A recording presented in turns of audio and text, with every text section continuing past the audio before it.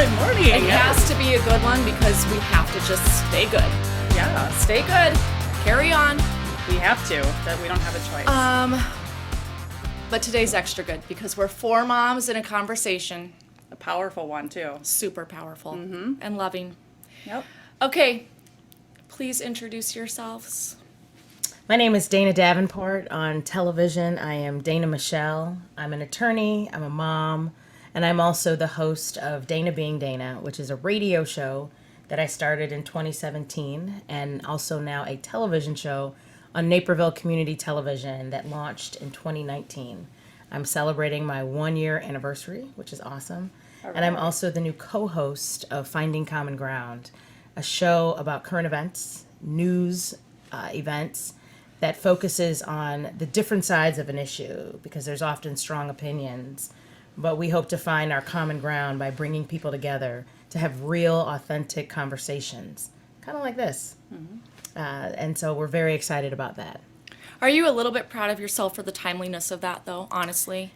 You know, it's a perfect storm. It is. It's something that the station had been thinking about for a long, long time. And we're going to introduce, like, the queen of Naperville in a minute, but she was a part of that team. She's on the production team. Oh, you Finding are? Common I Ground. am. Perfect. Yeah. And so she'll introduce herself, but she is a mentor to me and someone I look up to and admire. And it's something that we've been thinking about for a while. And so for this to come together in the timeliness that it has, has been incredible. We actually taped the pilot 5 days before George Floyd died and the incident in Central Park. So we actually had to go back and update our episode. Yeah. Well, the world changes every 10 minutes. True. Yeah, True. Absolutely. Every 10 minutes. Don't that be really don't be happened too modest when you organically. introduce yourself. The whole thing. Do we have a drum roll for her? 'Cause We that's what have she an needs. actual drum roll. That's what she Colin needs. can put one in later. So, good morning. My name is Kim White, and I am a nonprofit executive director of an organization that helps putting people back to work. I'm also the host of Career Center, which is a television station on NCTV17. I've been doing that for about 5 years now. And I'm a wife, I'm a mom, I have 2 beautiful children and a handsome husband. And I chair the Diversity, Equity, and Inclusion Committee for the Naperville Area Chamber of Commerce. And I'm really all about just, having courageous conversations with people. We've been doing that. My husband started an organization called Naperville Neighbors United. I found that. Yeah. Yeah. And it's about bringing people together to have courageous conversations. And clearly, we're in a place now where we need to have those even more. It's a necessity. More so. Yeah. I like that you're calling them courageous conversations because there is no other way to talk right now other than with courage. Absolutely. I mean, unless you're just going to talk about makeup, but Yeah. we're not. We're not. Or shoes. Or sex. Can you guys come back to have like the whimsical conversations later? Oh, totally. Absolutely. Are we talking about sex? No! Shoes first, Dana. Stay focused. I mean, okay. What's on your mind today, Dana? Yeah. What's on your... Okay, 12 other Dana. You're like, I can't have bourbon in the morning, but we can talk sex and can shoes talk at 9 sex a.m. and Absolutely. champagne. Bourbon's a little problem. strong. Sure is. I don't know. After night of sex, not so much. So I'm trying to not talk on social media because there's so much fighting right now, especially in my neighborhood. I assume yours as well. Because there's this emphasis of like stress and drama in downtown Naperville right now, where all these emotions are heightened. But I did comment on what one of my neighbors said. I said, we absolutely must hold each other in grace and love while we talk. We have to, like with the courage, because otherwise we'll remain stagnant. What's happened is things have become incredibly uncomfortable for everybody. And I think it's been a perfect storm of a pandemic and a murder that even your most racist of racists will be hard pressed to defend. And that has sparked an outrage, an outcry that has been heard on a global scale. Riots, protests are happening in your neighborhood. And that is what makes people uncomfortable. Well, and there's this Absolutely. thing where it's like, I didn't think this would ever happen in my neighborhood. That's what it is. Right? Who would have ever expected to see downtown Naperville boarded up? Right. Think about Yes. that. Yeah. It You don't looks see that. so weird. Yeah. I mean, it's beautiful. Yeah. I hate the shit out of the COVID world. Like, Yeah. COVID Yeah. needs to fuck out of my life. But How I love do you really feel? just like Tell us how that. you feel. But I love the world of the unrest right now. I can't really find that much joy in COVID. I'm sorry. I think Yeah. the masks are Yeah. shit and everything, and I hate Yeah. it. But I am finding this like potential and optimism and joy in what we're calling the Floyd world. Yeah. Yeah. The activism is impressive. It's motivating. And, you know, I am part of that and speaking out. And Kim and I can talk about, you know, how we have spoken up in ways. I never thought of myself as an activist. Yeah. I was just impacted in a very real way with the murder of George Floyd because I'm a mother. I'm a mother of a black son. I'm a mother of a black special needs son. And I have a platform with my shows and the things that I do, and just by being an attorney. I'm a full-time lawyer. That's my day job. That's what pays the bills. Pays for the shoes. Pays for the makeup. shoes. And so, you know, for me, I wanted to make sure that my voice was heard. And too often people, even if they have racist tendencies, they'll say, well, we know you. We like you. You're Yeah. fine. You're different. You're different, Yeah. right? We get that. Yeah. And so I posted about having a child with special needs and how my child has anxiety. And he, part of his special needs is anxiety. And so he will run if he's scared. So, you know, right now Like he's run away. Run away. Yeah. In first grade, the school called me and they said, you know, he ran off campus today because he saw a bee. And he just took off, right? And what I thought of, and this was years ago, he's 11 now. First grade, what I thought of was, what if he was older and he was being arrested? Not arrested, like he got pulled over, right? And he just happened to see a bee, right? He got anxiety. And he got anxiety and he started to ran. run. had Wow. the fight or flight. Correct. Yeah. Because he saw a bee, right? Right. You know, I mean, the threat or the possibility, the high probability that he would be injured, not because he was defiant, Right. but because his anxieties, his special needs Yeah. won't allow him to be compliant in that moment. Right. Right. And that's an invisible Yeah. Absolutely. Please issue. don't And say so that. what that looks like on the outside, people don't know that you are Yeah. suffering A from police anxiety. officer wouldn't know that. Yeah. Wouldn't know Yeah. that. And that's the problem with racism, is that people who suffer from racism, black people, brown people, other people of color, they're not given the benefit of the doubt. That is Right. part There of the isn't essence. one anymore. Correct. That's the essence of white privilege, is not having the benefit of the doubt when you don't have white privilege, Yeah. right? Well, maybe maybe he has anxiety. Maybe he saw a bee, And so I posted about it. And I was shocked at how it went. I wouldn't say viral. Viral to me is like Linda, like some of those posts and things. But I felt like it went mini viral. Yeah. I posted it on my business page where you can track your reach, and it was over 27,000 Wow. views that had been impacted. And I was asked to speak at a rally. And so it just kind of took off from there.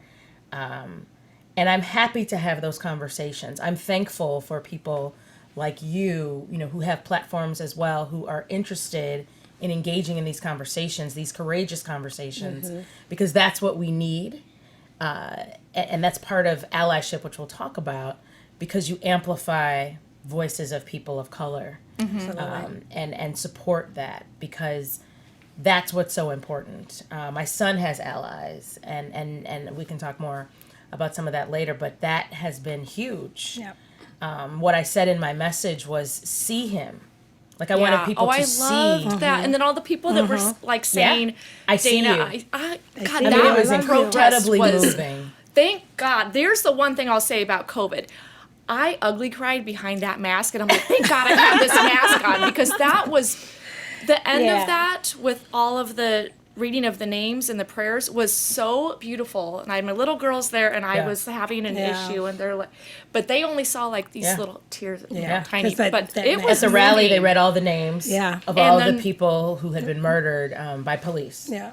And so that's what Jen I'm was surprised they're talking not still reading names because there's been a lot. about. Oh, there's been tons. Yeah. There's been many. Yeah. And Will Smith said racism hasn't grown. It's just now being filmed. I Yeah, it's saw been that. filmed. I loved. It's just being filmed. Yeah. I loved. And saw that's that too. that's Yeah. the reality of And it. now Yeah. it's on social media. Correct. And now it's it's so accessible through the internet, and Yeah. it's not just hearing one story on TV. Yeah, and it's know. also who's out there protesting. So when I think about COVID and the pandemic and how, we're all tired of this isolation, I don't know that we would have seen this movement behind Mr. Floyd had the pandemic not been going on. Say that. And the reason why I say that is because we were all in our homes. No one was working 14-hour days. We had time. Going on the train. We got had time. time. Right. And the video was shown Yeah. time and time again. And when you see these young people out there, young white girls, let me just say, My right? daughter. Yeah. That's my That are full-time job out now. there, Is keeping people her. are taking notice. Yeah. Right? So when you are forced to watch, because that's all you see on TV, this video of this man being, kneed for 8 minutes and 40 something 46 seconds. 46 he seconds. had his hands in his pocket.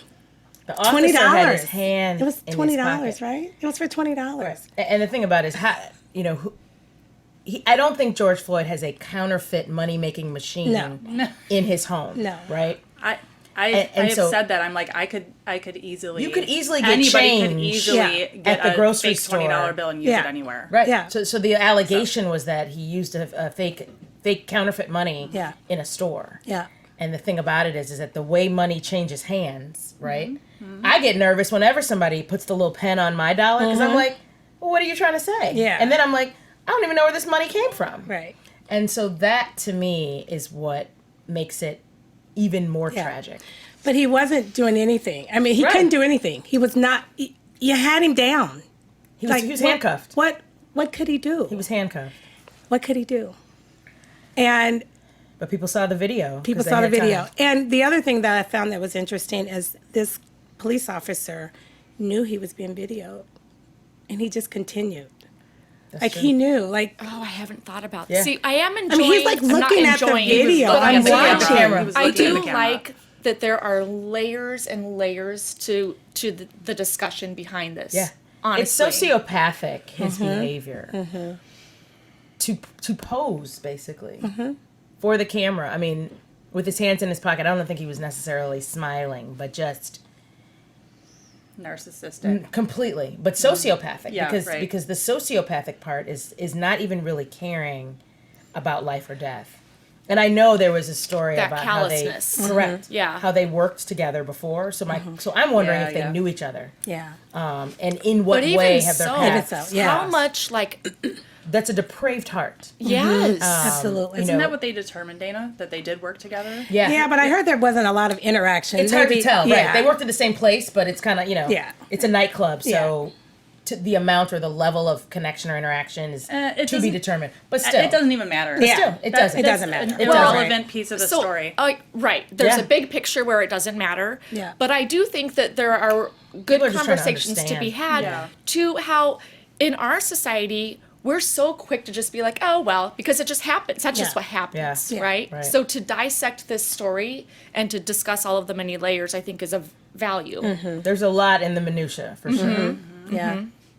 I was going to say, like Dana, I also, I tend to try not to put too much out there on social media. Just try to keep things as, Because you're already so famous. I'll stop. Well, and Benny's carrying a big load right now. He is. But, for me, like the day I saw that video, I was, working all day, and I, got upstairs at night, and I'm turning on, CNN, and I see the video, and I froze. because you hear him say, I can't breathe. You see this man looking into the camera, this police officer looking into the camera, that he's saying he can't breathe, and then he starts to call out for his mama. Yeah, and that's in the that part I can't moment, stand. in that moment, I thought about, oh my God, his mother, you know, a mother, you want to protect your child, and she can't be there, and she's hearing him and watching, you know, him, you know, clearly being murdered on national TV. And then you realize his mom had passed away. And that cry was for all of us mamas, right? And so I decided to put pen to paper, and I just started typing, and I put out this Facebook post. And I talked about just, you know, the talk that we have to have, right, with our kids. And Explain that. You just talk about what I mean, the talk, right? We all have the talk. We think it's the sex talk with our 16-year-olds, or, you know, the talk before you go off to college and be good and don't, you know, do all this fun stuff that you want to do. you used to do. Yeah. Okay. We're not going there. It's another show. It's another show. But Just keep banking those. it's the talk, down. right? It's the talk that, you know, you remember your parents having, and you're thinking, yeah, whatever, that doesn't make sense. But when you give birth, especially to a black boy, right, that is going to obviously turn into a young black man who people are going to be feel incredibly threatened by them just because they're black, you know, you have to have that talk. And then also to your daughters as well, but more so to our young black men, because we know that the history there, right, in terms of police and all that. So I remember my husband and I had the talk with our son when he was about 10 years old. And thank God, because at 11 was when he was first called the N-word, and, you know, having to kind of go through all of that with him. But it's that talk of, when you get stopped, this is what you do. If you know, you comply, you put your hands on the steering wheel, you never keep your hands in your pocket. You know, there's all these What things. was his reaction, Kim, when you had that talk with him? You know, Like, did he, was he just like, okay, I'll do that? Or Yeah. was he like, why, what is well, this? our initial conversation was really not about like comply and all of that with the police, because he was 10, but it was more about Right. what people would say, may say to you. And the N-word. We talked about the N-word, right? And, you know, like 7 months later, he was at a pool in our neighborhood when we lived in Kansas. And he had just gone down to the pool, and 15 minutes later, he was back home. And he didn't say anything, but I'm like, you just, like, what's going on? And the pool was literally like 4 houses down from our house. And so a few hours later, you know, I went back and I was talking to him, and I said, what happened? And then he told me. And, you know, I'm one of Did these. you go to the pool?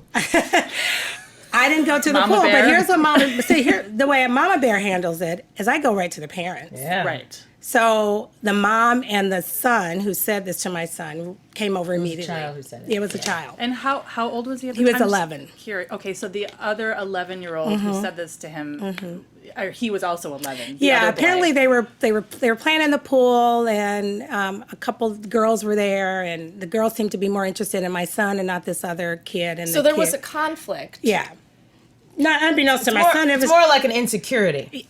insecurity. Absolutely, A lot of racism and isms insecurity.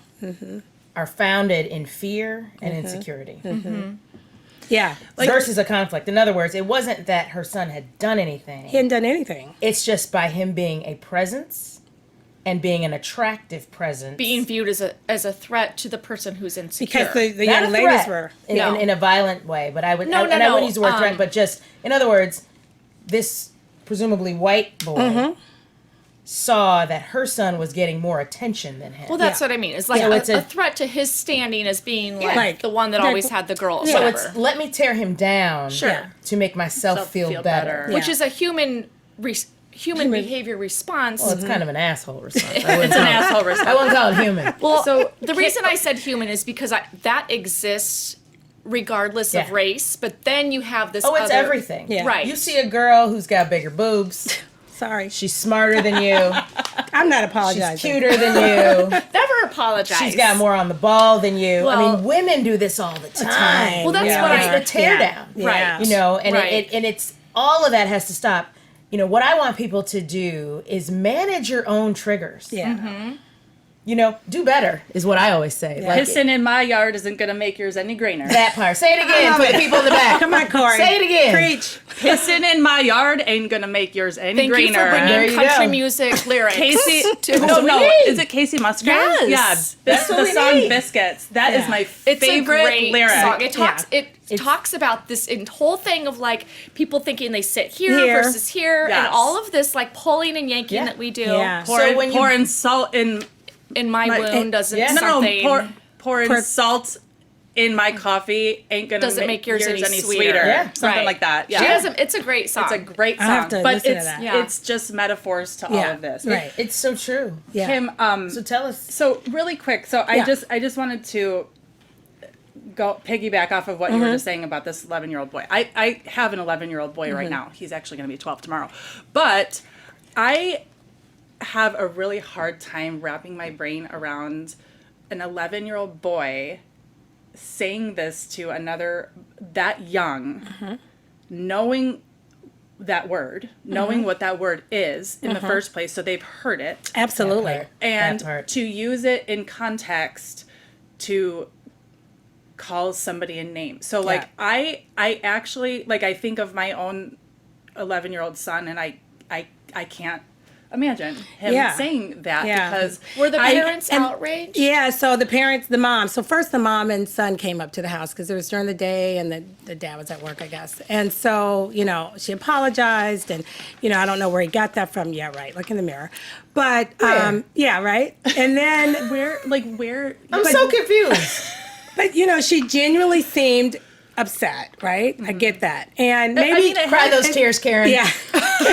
Cry those tears, girlfriend. But and it could be the case. But later It's horrific because my home life is now on display. yeah. What I'm saying Okay. behind closed doors Doors. has now been exposed. There you Right. go. And I want to give her There the you go. benefit of the doubt that maybe it wasn't her. Maybe it was her This is true. husband. True. Maybe it was the dad that But used some that. But situation Yeah. that she has Well, not been and I'll tell anti-racist. you, Yes, there is a yes. very real fear. I am constantly talking to my younger ones because the lyrics that MK plays, Yeah. I'll walk upstairs and I'm like, oh my God, Yeah. I can hear that. Yes. Turn it off. And she's like, the little girls aren't up here. I'm like, I don't care. Right. You That's have the scariest thing. That's why It's I wonder like terrifying. there are different like platforms that I feel like they think MK is cool. They like Yeah. her music. And I'm like, this music really is reserved for you older girls that have a minute of discretion. We've had better music, so we have to forgive our youth Yeah. because the music nowadays is trash Yeah. compared to But what you- we. Al Green, a little But- Marvin Gaye. to have a teenager, and not just about lyrics, but having a teenager and then a 7-year-old Yeah. is Oh, yeah. terrifying Of by course. itself. Right. There's a And I'm lot like, of if you're gonna dynamics. play this music, you better have talks with your Yeah. sisters because I will ruin your Yeah. life if you Take that mess phone this away. I will. I'm like, your Yeah. life will be over Yeah. Yeah. if you play these lyrics in front of your little sisters that don't have a damn clue in the world. Yeah. right. What was the outcome of your story? So the mom and the son came at first, and later in the day when the husband got off, he came, and my husband was home. So you met my husband, like this big burly guy, and it was just an interesting conversation with the dad. Not as, of course, saying sorry, but clearly very uncomfortable for him. To do that.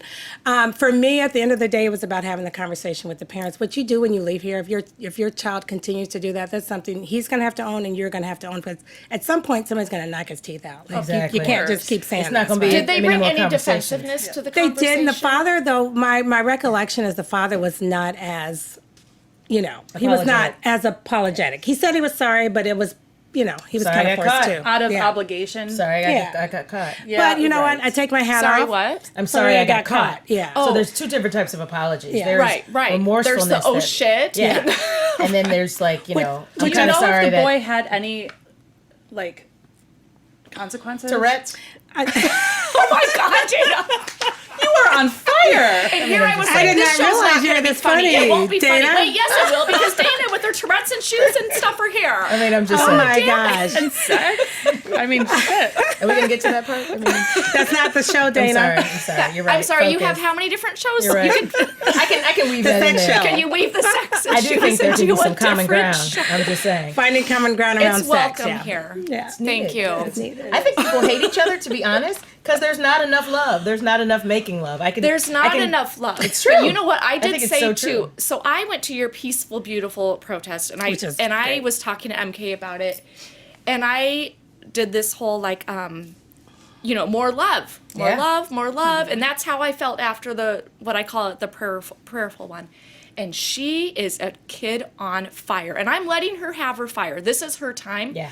But she's kind of on my shit a little bit. She's like, obviously love didn't work. And I'm like, oh. Okay. Well, all right. All right, tell us how you feel. My full-time job, she's like, why aren't you out there with me more? And I'm like, I am completely consumed right now with my job as a mother, which includes, Her siblings. well, and her. I'm like, there are a million different opportunities for discussion just with me and the teenager right now. Yeah. But it takes a ton of my energy to even because she was already the kid that was like, I know what I'm doing. You don't know anything. Yeah. 'Cause she's 15. She's almost 16. And we were having this talk in the car the other day, and she just runs her mouth. And then she'll give me a minute to speak, and I'm like, so have you thought maybe about not making like generalized statements, but really dissecting things and being open to this bit of, like everything is not literally black and white. I'm like, let's actually use these terms because I want you to learn to live in like the gray area of your cognition, right? And she's like, oh my God, why do you always have to challenge me? Yeah. I'm like, I was gonna say she's 15, Mom. but just right say- now, There's no logic or no- reason to no. have faith. I you understand, but can't. right now, because she is so embedded in her passion and everything, Yeah. and is this darling little Starbucks good. protester, Yeah. I Starbucks. have this opportunity. My daughter was just talking about that I today. have this opportunity to sneak in though and talk with her a little bit about these things, Yeah. Yeah.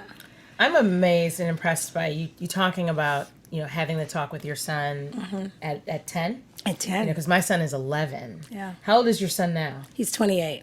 And so I think that's so, because you posted about your son Yeah. and your children, and we don't discount our daughters, but I think it's a special fear and concern of sons. And Kim and I both have one of each. Your son is older, just like mine, Yeah. and then a few years younger is our daughters, yeah.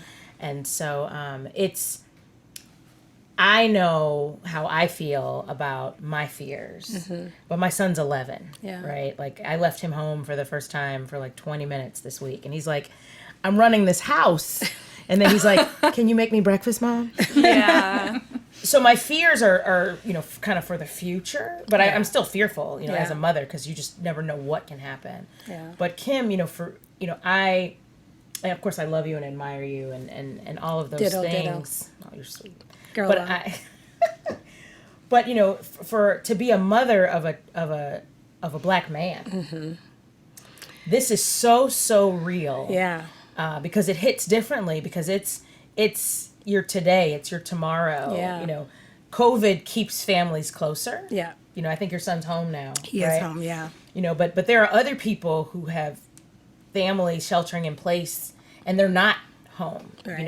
I was complaining about the sheltering in place in the pandemic, which is kind of on the back burner now Right. with Black Lives Matter. And so COVID hits everybody differently because it's stressful, I think, to be at home. But a friend of mine was talking about how stressful it is to have children who are not at home, right? They're in a different state, they're in a different place.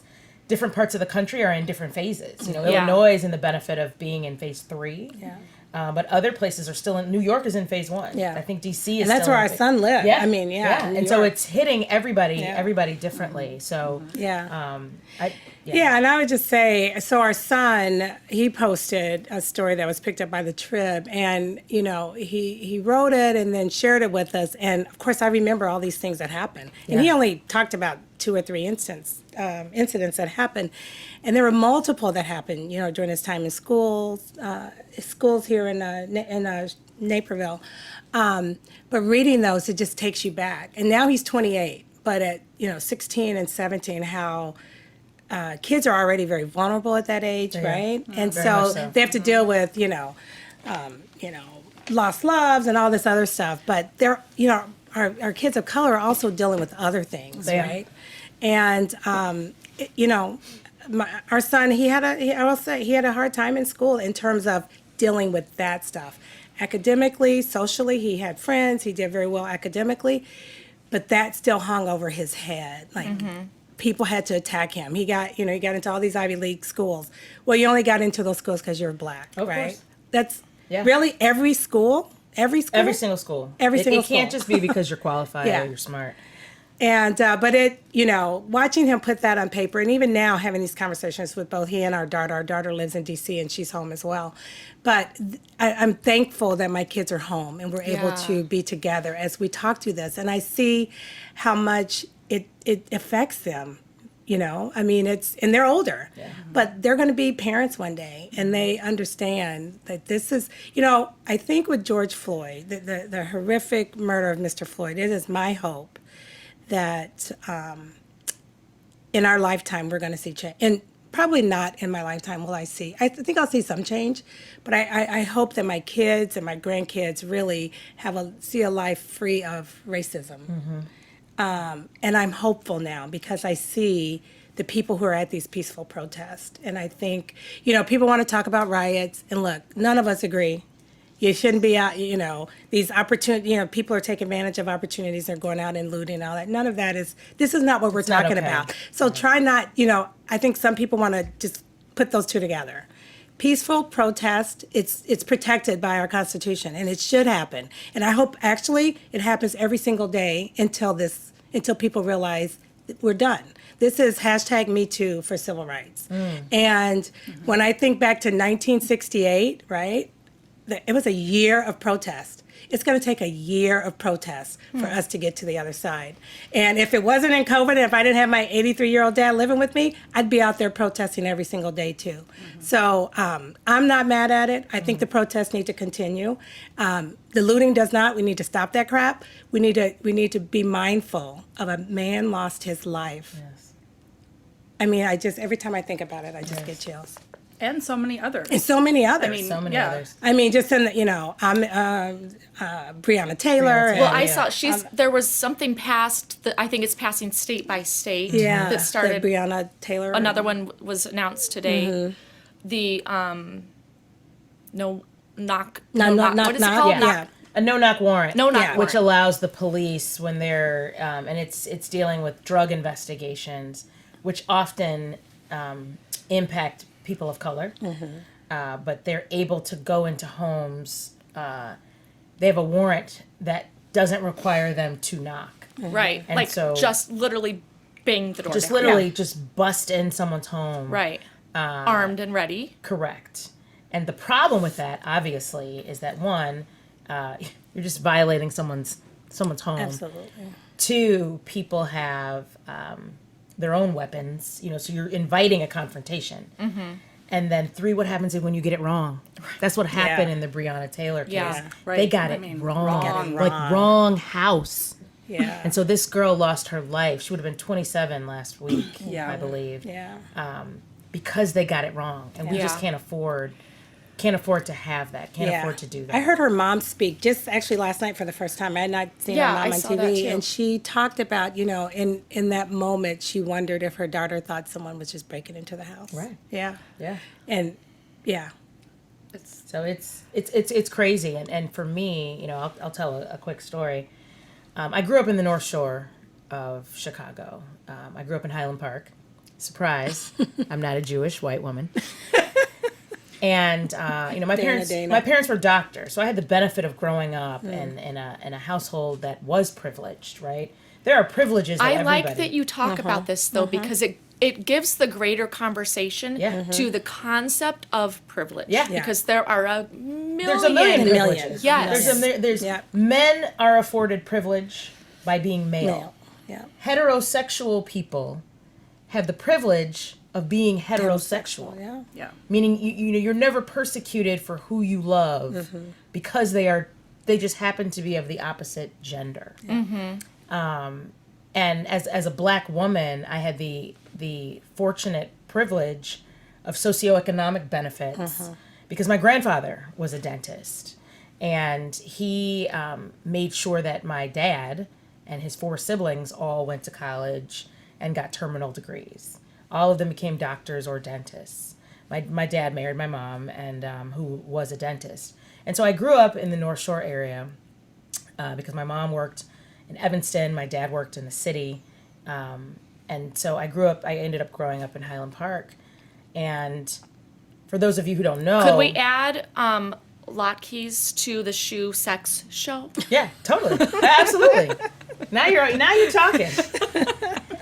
But for those of you who don't know, it's where a lot of the NFL players, the Bulls and Bears players, Michael Jordan. Michael The Bears, Jordan. Michael Jordan? well, they're Yeah. Lake Forest. The Bears. Yeah, but they all live in that area. Lake Right. Forest, Highland All Park. yeah. Right. It's kind of like Very Naperville, affluent, Hinsdale, You have Ravinia. Virginia, all of that. Just Canceled this year. Yeah, Not canceled this year. which was Wow. an incredible That's all lineup. right. We've got the Dana show, which was just like- keeps growing.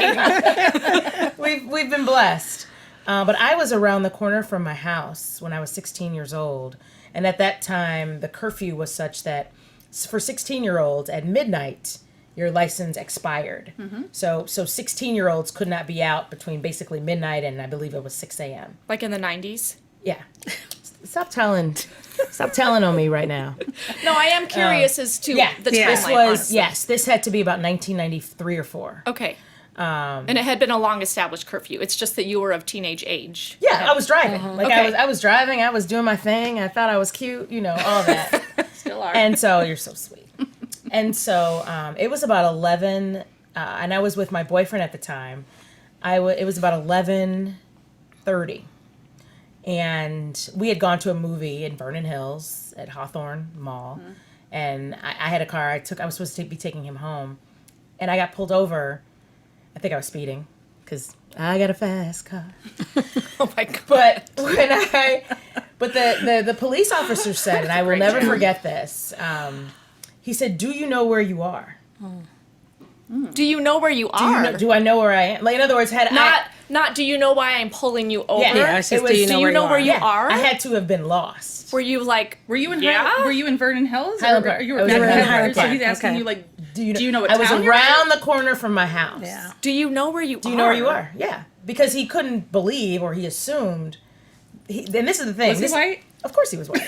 But this comes from some of the white privilege and some Wait, of that's the biases. the weirdest Yeah. question. But that's the But bias. it's so And not but this is what uncommon, happens. right? It's Yeah. not uncommon. Yeah. And so the problem with with all of that, and this is kind of how I've lived my life. But your response was, I said, I absolutely know where I am. I'm Look around at the my, corner from look my at house. my driver's license. Yeah. My address is right on there. Correct. Yeah. So when he saw my license, and the proximity to some of these NFL players, NBA players, Yeah. etc., he kind of backed up. Yeah. Right, because your boyfriend or husband could have been an NFL player. No, I was 16, and so like what he did though was, and you don't poke the bear. And this is the thing, like you never know like who you encounter. You never know who you meet.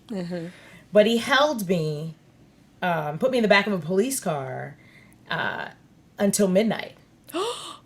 So why? then my for license for speeding? for speeding, right? So then my license expired. Intentional. Yeah. And so I had to go to the police station. Okay, wait, sorry. no. Just give me Really? a pause. Give me a quick pause. Wow. Had you been spoken to from your parents with a talk? Where No. you no. So No. you're like, I mean, I knew so funny. I mean, my parents raised me. They taught me to stand up for myself. Okay. They taught me the whole aspect of self-advocacy. But it wasn't Black Lives Matter. I mean, it was a different Right. era at the time. it was just them being good parents. He just taught me, my parents, my parents taught me, because they grew up obviously in the era of civil rights.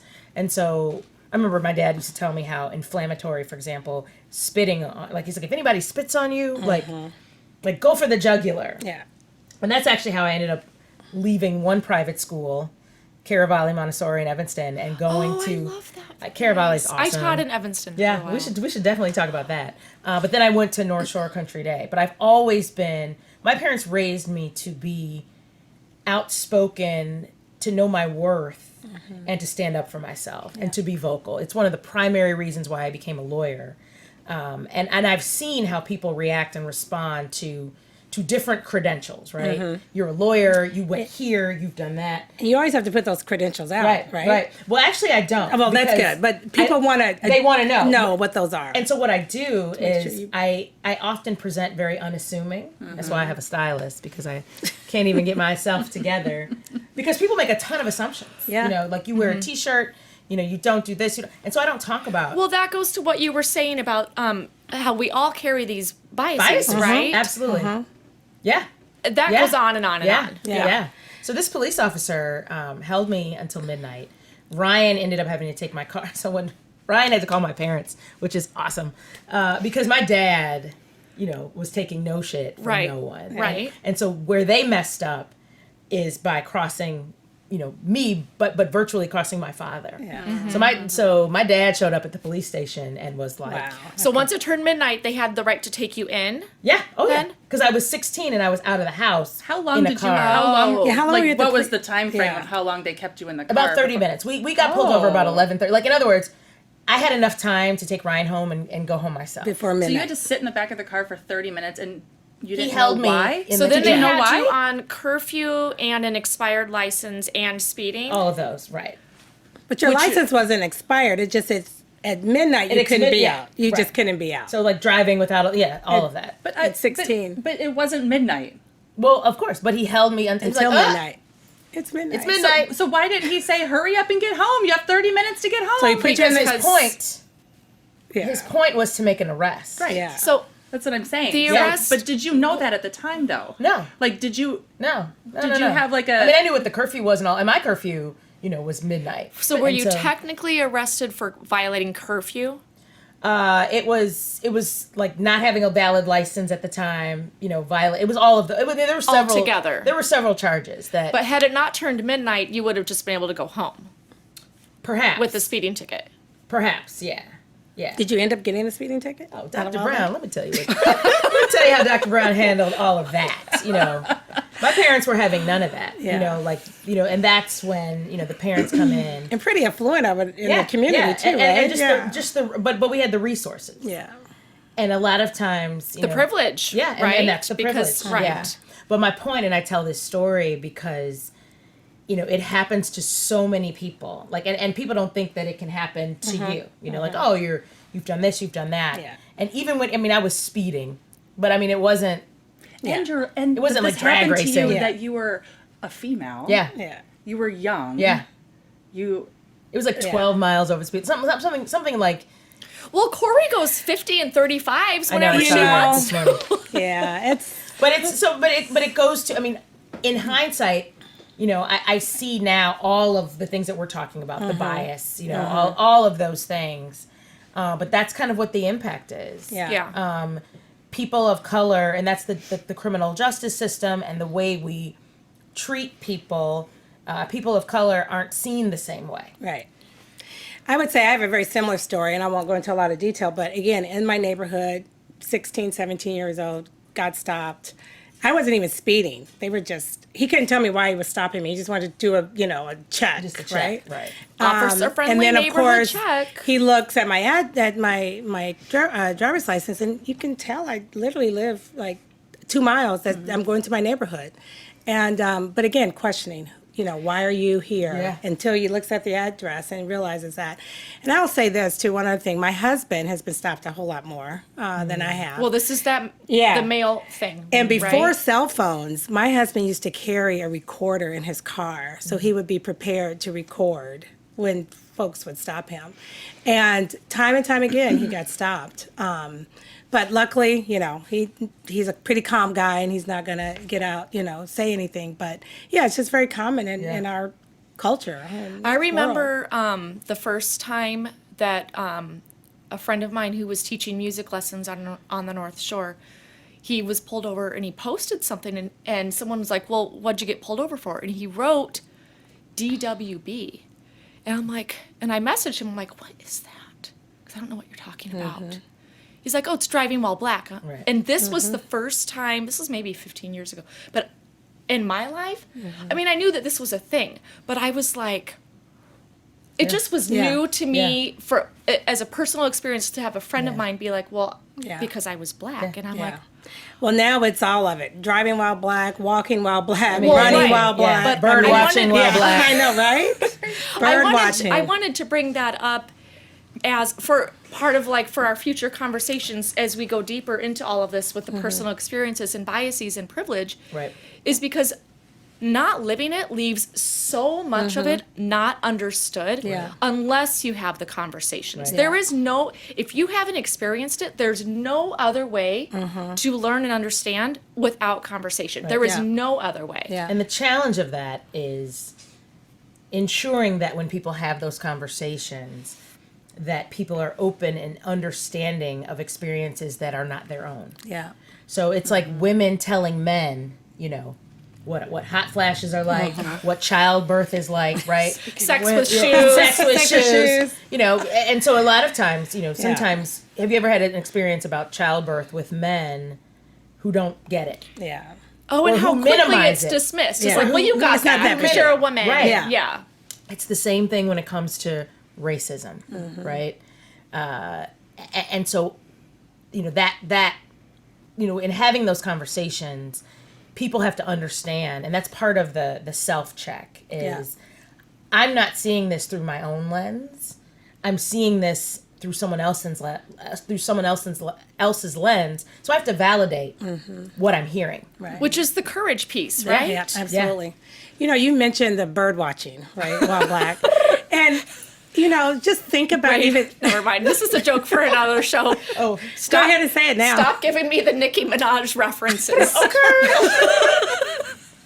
But even that, everyone could look at that and see that was wrong, right? But I think as black, well, for me, I looked at that and obviously it was wrong, but I immediately went to, she could have had this man murdered. Yes. The way, I mean, that's how I took I it was to. so infuriated when I listened to that video and heard her inflection change when she was on the phone.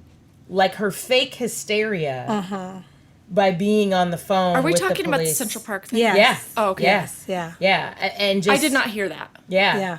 Did you didn't hear the recording? No. So you she need was to. like, I haven't either. It was basically like, oh, like you're gonna tell me to leash my dog? Like I'm gonna call the police on you. And so she was threatening him, like I'm gonna just call the police on you. And he was recording all this. So then when she got on the phone, she started saying like, huh, there's a man. She's Like I'm afraid. Like and her whole inflection Yeah, and her- tone and everything. It was Yeah. like an Academy not award winning, Yeah. you know, performance. Yeah. To demonstrate hysteria and fear to the Yeah. police Yeah. in an effort to get them out here. Like it was like I'm being threatened by a black man, and what's up is that it was all fake. Yeah. Feeling All fake. threatened. All fake. She was, yeah. She, I mean, It she was- wasn't, but she was. In other words, it's like watch me, and she also knew she was on camera. Yeah. That to me is some he wa- yeah. depraved sociopathic behavior. Yeah. Like she knows she's being filmed, so she's like, you know what? I'm irritated just because you told me to leash my dog. I'm offended that I have been once again inconvenienced by you. This is my white privilege. I should be able to not follow the rules here. Because right? being Yeah. in the other part of Central Park is just not safe for my dog. Yeah. Unleashed. Because he'll probably get eaten.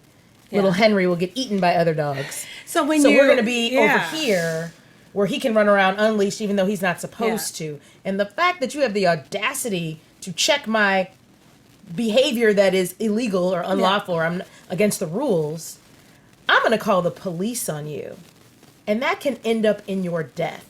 That is the abuse of white privilege. That is disgusting. No, it's crazy.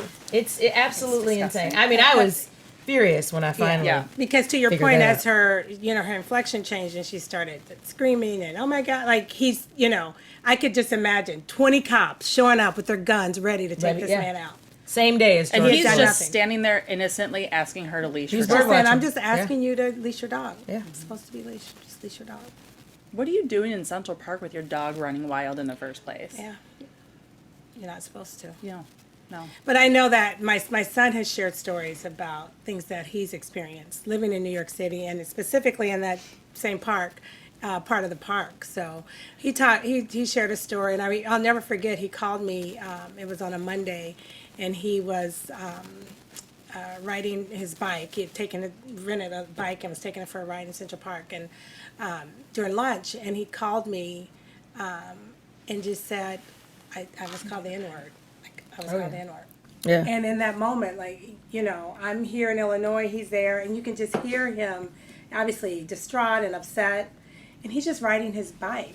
And I just want to, as a mama, right? We want to just wrap our arms around him and be there for them. But he's 28. It's not going to be the last time. This is probably the fourth or fifth time that's happened to him. So. Do the two of you feel like, even though right now there's this jarring wake-up call where there seems to be all of this potential and optimism? I mean, everything is uncomfortable, but there is this idea that this discomfort will lead to, there's potential embedded in the discomfort, I think. Even given that, though, do you feel like the same way, when a young mom is talking to a mom that her kids are already in their 20s, and that older mom will say to the mom that's like, everything will just be better when they stop biting and peeing their pants. And the older mom says, oh, sorry, it never gets easier. You'll always worry, and and you're like, oh, shit. Do you feel like, even though there's this time of potential right now, that you will always have to tell these stories and always hold on to this fear for your sons in particular? Absolutely. I feel like this is something you will just carry as moms for the rest of your mothering because life? There's still 20% of the people that are just not there. There's 20% of people out there that, just the other day, there's a guys out in the park somewhere, I don't know what state they were in, but they were mocking the police officer, kneeling on George Floyd. So there's, oh my God, I saw that. There's people out there that, still don't get it. And, my husband's an elected official, and someone posted on his page, stop playing the race card and go fuck yourself. That's literally what somebody put on his page. Is this a race card? It's out there. It's just... So, okay. So what does it feel like to carry that burden then? Because this is a burden. There's regular mom fear of everybody will always worry. We can all be equalized by mom fear. But what does it feel like to carry this specific fear and burden for your boys? I think I will always, like Kim said, as a mom, you always worry about your children, right? I think that, it's certainly challenging. I would say that. I think when it comes to appreciating experiences outside of your own, I always, I've always been around white people who are of affluence, right? But I also understand that there are white people who are not affluent, who do not have socioeconomic privilege. A lot of rural areas, places that vote for Trump. Are we going there? Below the Mason-Dixon line. Every time you do that, now I know what it reminds me of. It's like Parks and Rec, where there's something going on, but then the one person is like, she's crazy. Yeah. Right. Just so you know. Yeah. Spoiler alert. And then part of the experience and understanding that is that what I want white people to think about and consider is just how your less affluent brothers and sisters of Caucasian persuasion are out there. The opposite is true in terms of blackness. The Tulsa, people are talking about Tulsa because Trump was getting ready to go to Tulsa to do a rally. Tulsa, the reason why for the Juneteenth, there was a massacre there. Over 300 people. There was an affluent area. Read about it. And that's part of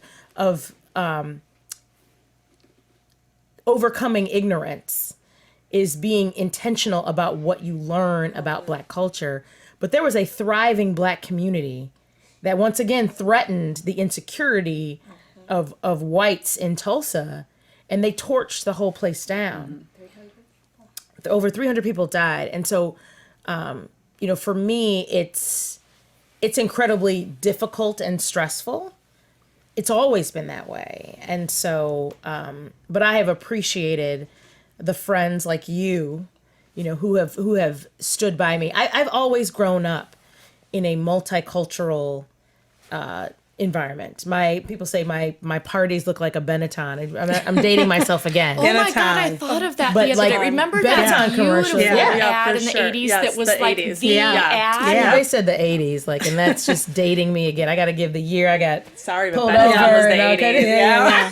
Just was. I But know. United Colors of Benetton Absolutely. was way ahead of their time Yeah. in the sense of bringing people together. But that's Cross the way colors in the 90s. Yeah. that's the Yeah. way that I was raised. Like Yeah. I was raised not to not see color, but to appreciate people. It's not about being colorblind because I think that's wrong. It's about being color brave, but it's also just about seeing people. Yeah.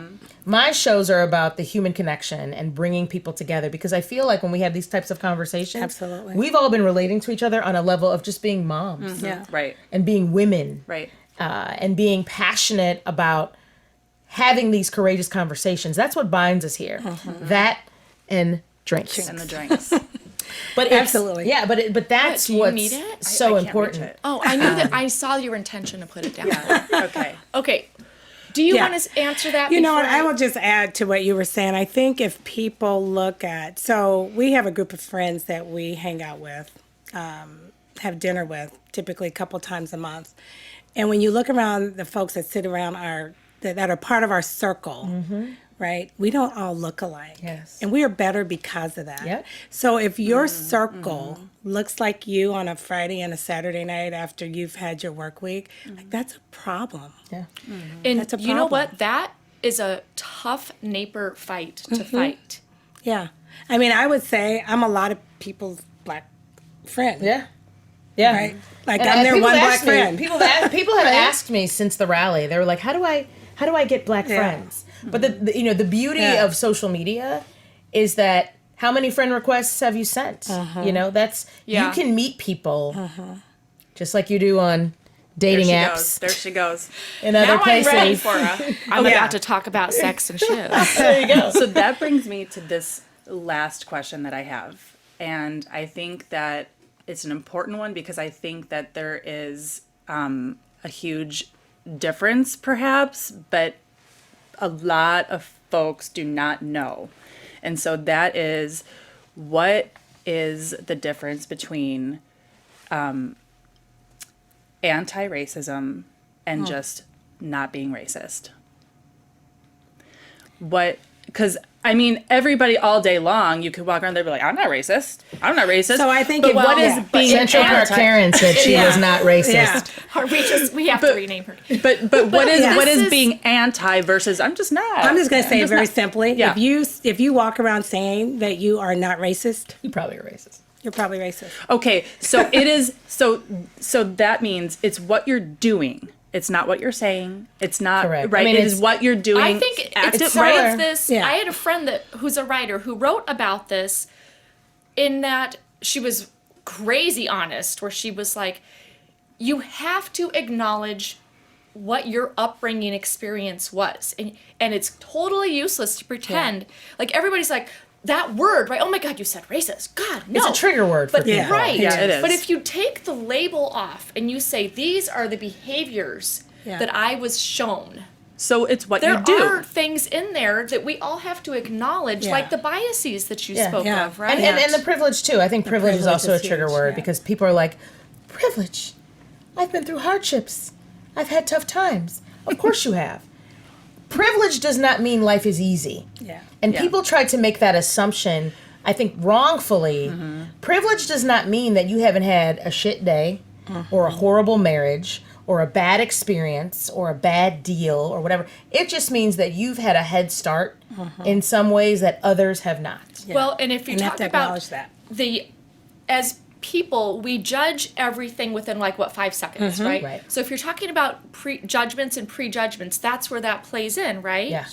To say, well, I have the privilege of when you look my way, you Right. see that I'm this, Yeah, correct. right? Versus, Yeah. I mean, if we were to walk into a store together, you and I. So there's this automatic gonna be- thing, yeah. no matter My The credit assumption. score could be better than yours. No. But most people would say that yours is better than mine, simply already have based that off of the assumption. color of on, your the, skin. on Yeah. this immediate physical Totally. judgment that Absolutely. happens. And that's right? privilege. Absolutely. Right. That's privilege. Right. And it's not, It's the assumption. well, I Yeah. had to pull up my Yeah. bootstraps and pay my way through Yeah. college. Yeah. Nobody cares. yeah.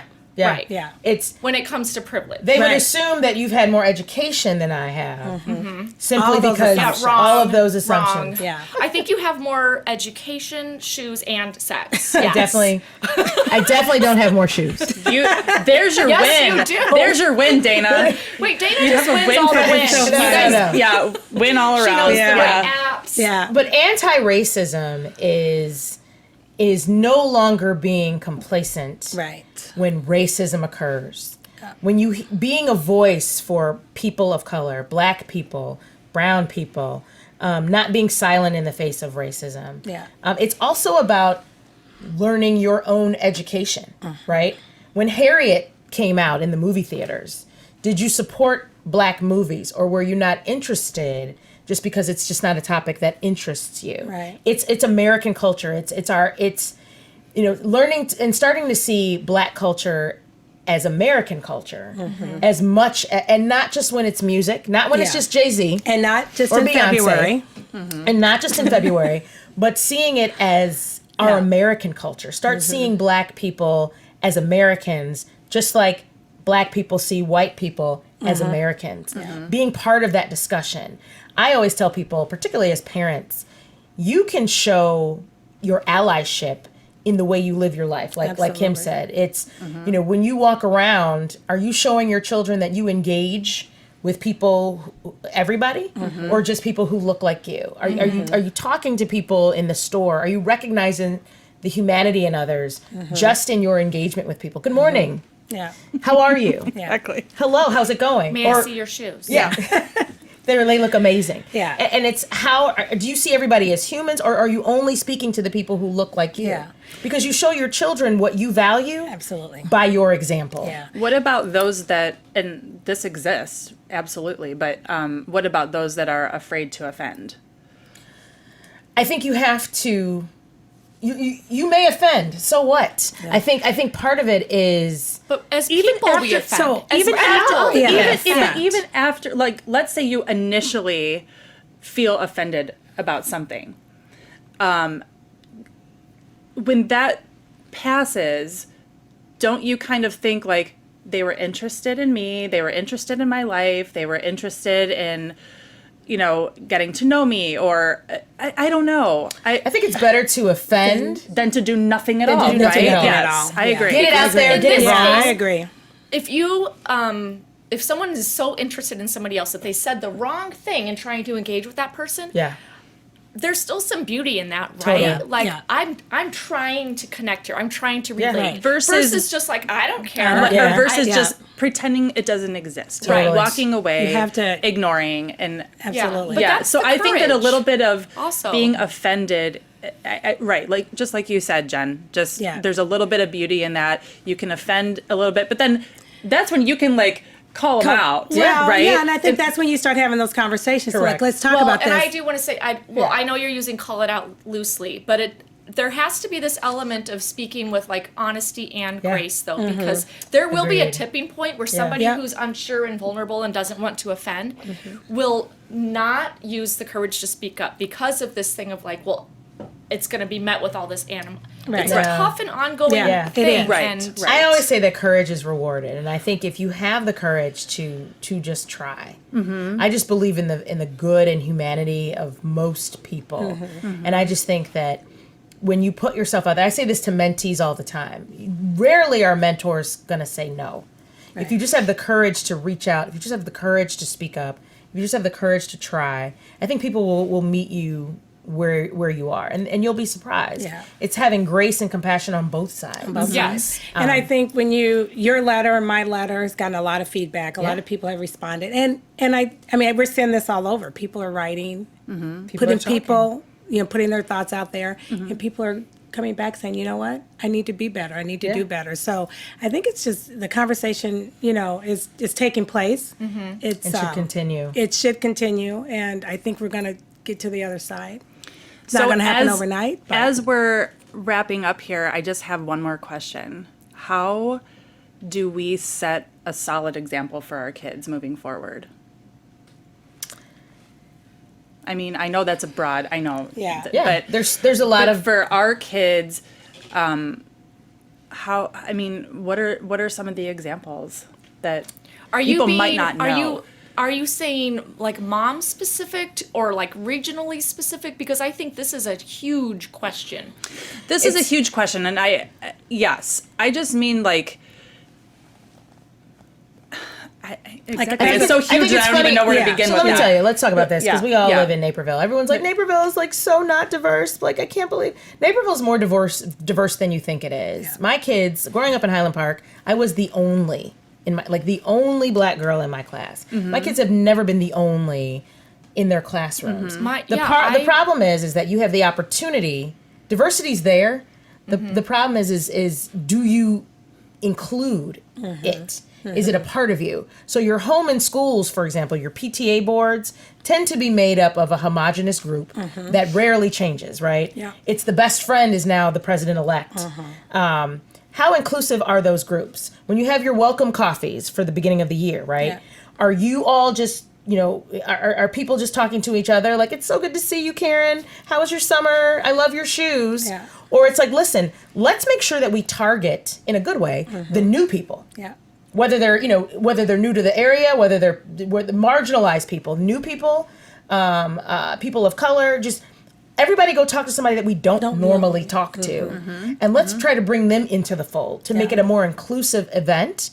People who can't make the coffees are people who usually are working, right? Right. How are we reaching out and engaging with those people? Right. So that's what I mean by some of the intentionality and being inclusive. Yeah. Because a lot of people say, well, everybody in my neighborhood is white.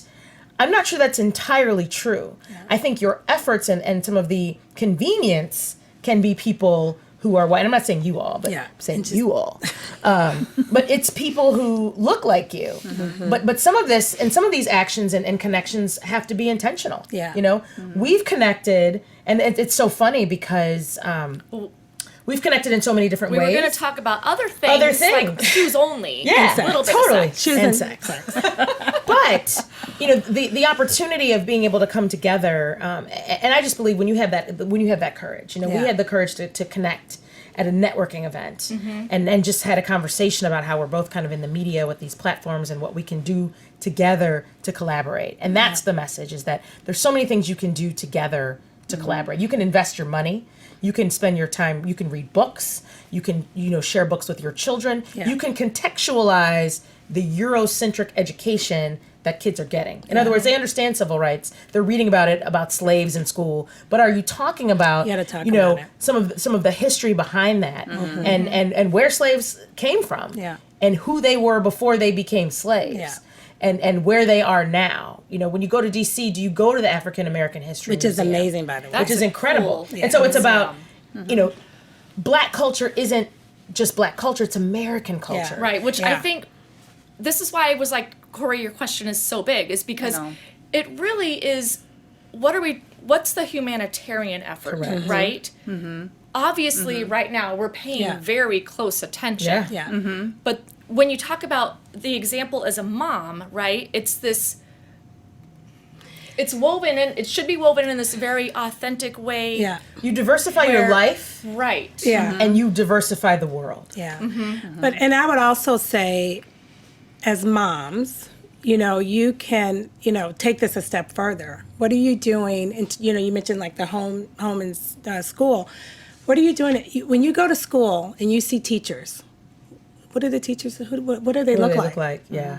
So instead of me being that Black mom going into the principal's office and saying, "What are you guys doing about hiring more people?" We need our white mamas to go in there and say, "We need our kids to see people that are not janitors in the school. We need to see teachers. We need to see Black male teachers and Black women teachers in here teaching our kids."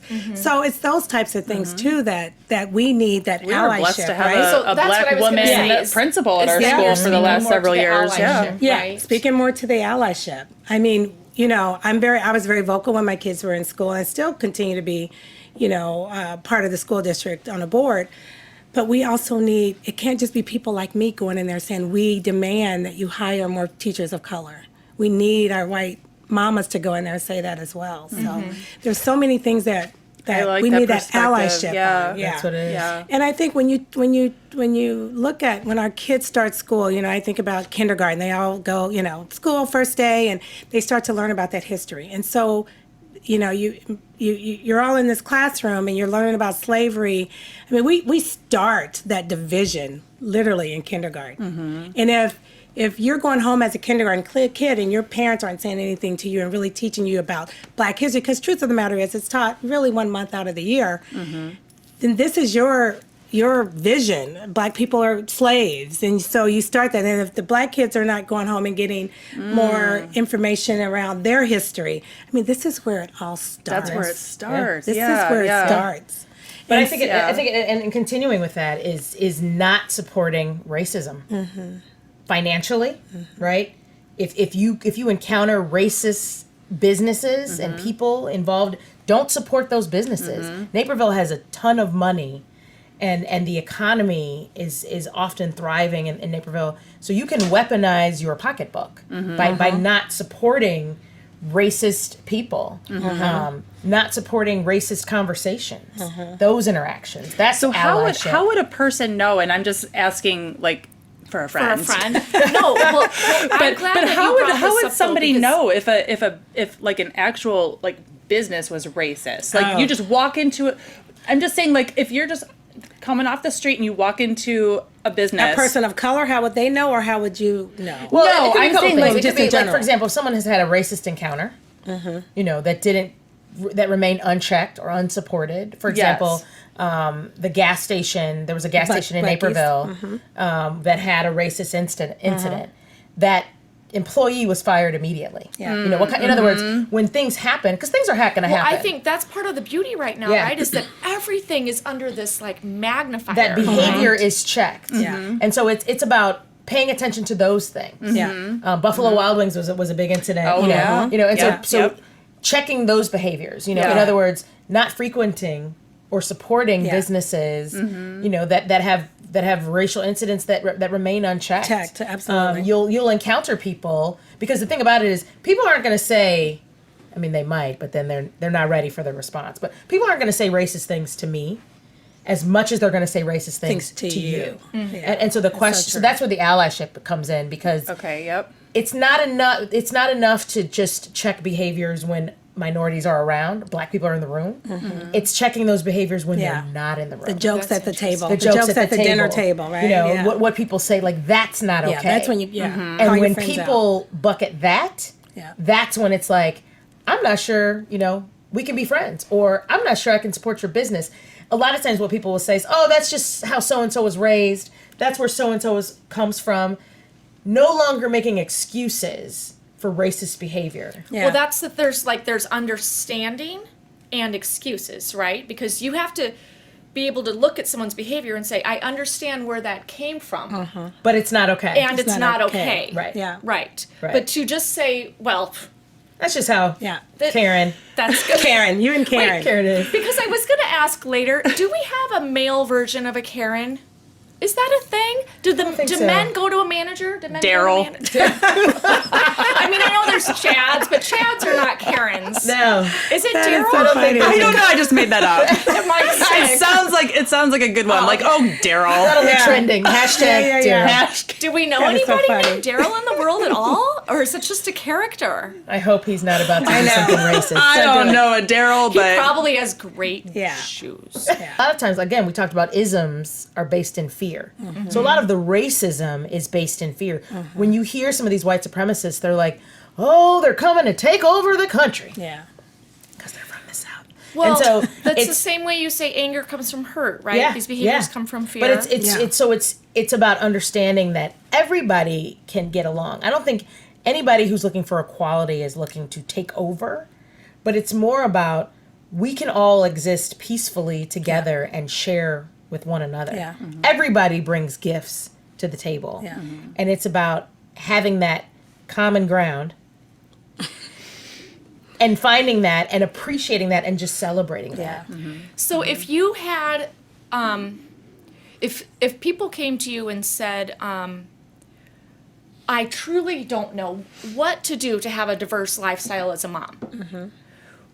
Do you have in your mind like measurable steps that you would say here are some good ideas, or do you speak more to just this inclusiveness in general? If you tangible were steps, Yeah. tangible You steps would. you can do Yeah. is which follow. I'm just asking for the allyship. Yeah. Yeah. That's Yeah. my new friend. Yeah. I'm asking for the allyship. Yeah. Yeah. You can follow Black journalists and Black authors and educate yourself. I think you can befriend Black people. Like I said, social media is a great place to connect with people. And just like you, I mean, it's just like you would meet people on social media for other reasons. You can be intentional about diversifying. Okay, let me ask a your hard world. and courageous question. Yeah. If a white mother said, I'm going to go to this bookstore because this bookstore is owned by Black people and they have a really great section on African American history. Yeah. Would your response be, oh my God, good for you. That's a Yeah, wonderful, yeah, tangible absolutely. step. Or, wait, don't tokenize my culture. No. No. Because it depends on what you do with it. Yeah. Like if you're running around like, Yeah, if- hi, I'm yeah. at the Black bookstore. Yeah. I'm having an amazing I'm taking time. a selfie It's and super just be Black in done. here. Yeah. I'm loving the Blackness. Yeah. I am reading up about Blackness, right? Oh, Jesus. That's one thing. That's one. Yeah, absolutely. Taking selfies with I all am- the Black employees. Look Yeah. at me. Come here, Yeah. Black manager. I am celebrating my being Black now. now. Yeah. I changed my name from Yeah, Karen. yeah, It's yeah, not yeah. that anymore. Yeah. Right. That's totally different and supporting Yeah, Black businesses absolutely. Right. and all Yeah. of that. Okay. Yeah. I needed to ask that because Yeah. I No, think it's a good oftentimes question. in my world that is a thing where it's like, well, don't tokenize. Yeah. Don't you It's- dare tokenize. But it's Yeah. about Yeah. it's about normalizing. Yeah. Because And all of intention. my Yeah. friends, Yeah. all of my friends, particularly my white friends during all of this, they've been checking on me, but Yeah. they were my friends, and this is what we laugh about. We were friends before having a Black friend was cool. Yeah. Right. And so it's about making it a way and a part of your life. Seeing people, like I said, that's what I said, seeing people as just humans or just Americans or and that doesn't mean you don't see my color, and that doesn't mean I don't see yours. Yeah. It's just that we celebrate our differences and the things that we have in common. Yeah, and it's My- just about the good, you Yeah. know, the good in a person. Yeah. It shouldn't Yeah. be about. We'll you take know- that as your win. That and your shoes. Yeah. And We're gonna wrap it up with wins. Oh, Yeah, and we need to wrap it up. Yeah, What's with our the win? wins. What's your yeah. win? I don't know. And see, I have other shoes. I hope my shoes are going to be in this shot. I know. We're I gonna hope get not. fun. We were My told there shoes would are be no amazing, shoes. but I didn't put them on because I Yeah. didn't think they'd be on camera. because But we're I- gonna have to have a part 2. Well, Yeah. part 2, With our and I shoes. will wear the shoes. Yeah. Put them up on display. Yeah. Okay, but do you have something right now in your life that you can say like, or today, that's a win for you? What I'm appreciative of, honestly, is having an incredible village. I think it takes a village. I don't care what color you are. It takes a village to raise a family. And I'm a single mom. I'm a lawyer raising 2 kids, and that's not easy, particularly one with special needs. Parenting is hard enough, but to have children with special needs is even harder. So I am so grateful for my village, the people who support me, and I'm just so damn grateful for the platforms that I have to leverage. I often think about tragedies that have happened in my life, like losing my dad, getting divorced, which is not actually really a tragedy, but Asking for it's Daryl. actually, Is that a- is that a win? blessing. It's a win, honey, a huge win. Just saying for a friend, right? Just for a friend. But I think all of those things, sometimes I used to say, why me? And nowadays I'm learning that I'm walking in my purpose. And there is something so incredibly dynamic and such a blessing to be able to walk in your purpose, to be able to be doing things that you were always supposed to be doing. So sometimes I feel like the things that I've experienced, some of the hardships that I've experienced are so that I can help others and be a voice. So I'm just grateful. It's a win to have this platform. It's a win to be with you ladies and to learn from you ladies and just have an incredible circle of people, because you truly are a product of the people you surround yourself with. And so for that, I consider that a win, and I'm grateful. Thank you so much for your voice, because your voices were so important Yeah. to have here today with Yeah. us. Thank you. You're welcome. Yeah, and I would say the same, just ditto. I often talk about my Haji Podgy circle of friends, right? We are very diverse, and we are better because of it. And I think what I'm most grateful for, obviously my friends, but also my family. My kids are home. I love that your kids are home. I That's know. so I cozy. do too. It's a beautiful thing. And as a mom of 2 young adults, I want them to be home forever. My daughter's sitting out there. She's like, Yeah, forever. I've often been asking I her. think we should spend more time with her. I know, right? But I mean, my kids are home, and so I'm able to be around them as young adults more so than when they're in their respective hometowns. And but really, in this moment, learning from them and watching how they're responding to all of this, right? You know, I pat myself on the back. My husband and I we did well by our kids. So I'm Good job, super- Mama. I know. Good I'm job. thrilled by that. goals. So. Goals. Hashtag goals. Yeah. As moms, though, if we get a chance to pat ourselves on the back, that's Absolutely. amazing. That's a huge I- win. Because we're yeah. we've conditioned ourselves as a society of moms to be like, well, I'm never good enough. Blah, Yeah. blah, We're very, blah. very hard on ourselves, We are. no matter what, just in the mom world. You gotta pat yourself on the back, Yep. so you're damn near giving yourself a massage safely. And can you say that? thankfully Yeah. we're I need a done paying for massage. college, so that's all done. But I remember Cheers to that. when the kids first, probably 3 or 4 years ago, we were picking them both up at the same time late at night from the airport. They were coming in at the same time, and they're in the back. Our son lives in New York City, and our daughter's in D.C. They're in the back, and they're talking, and my husband, hits me on the leg and goes, "Those are our kids back there." I mean, we could not believe what we were hearing. I mean, so accomplished at such young ages. You have So great kids. we are That had to be incredibly such blessed. an amazing feeling. Yeah. Because with our world right We now, with haven't the made young, it to with the that yet. We're like the 4 still- teenagers and No. stuff, I'm like, I suck. Yeah. They suck. I tell They you, all when you suck. start paying for college, so that takes you Yeah. to a whole nother world. So Yeah. I'm just saying. But then But- that's when you know you succeeded, when you Yeah. can hear when you know that your children have grown into Yeah. these like amazing human beings. Yeah. And that's where Yeah. you get your reward as a mom, right? Yeah. We have so much Absolutely. hope as parents. And they have Yes. their voices are strong. They're activists in their own ways, and they're doing amazing things. So I'm super love it. super proud. Well, thank you both so much for being here today. Your voices are so powerful and strong, and we really appreciate you coming on and sharing all of this with us. I mean, it's what everybody needs to hear right now. Yeah. And so Lucky us. we Thank are you. very grateful. So let's raise our glasses to cheers to, well, Cheers. we'll just do like an air We're cheers, still right? doing the air. Yeah. cheer. All right. Boom. Boom. All right. Cheers. Cheers, ladies. Thank you very much. Thank you so much. Really appreciate the You opportunity. guys are awesome. Yeah.